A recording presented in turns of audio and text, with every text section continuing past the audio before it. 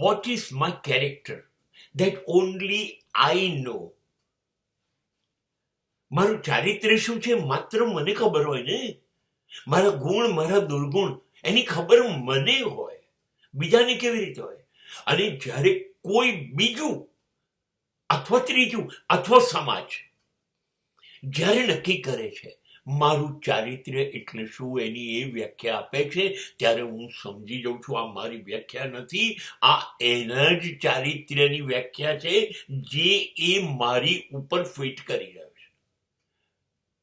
તમને ખબર છે મારું ચારિત્ર્ય એટલે તમને મારા ગુણ દુર્ગુણનો અનુભવ જ નથી.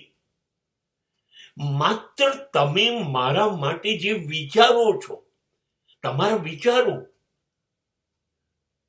એ વિચારો ઉપર આધારિત તમે નક્કી કરી કાઢ્યું. તમારા વિચારોથી તમે મારું ચારિત્ર્ય નક્કી કરો છો.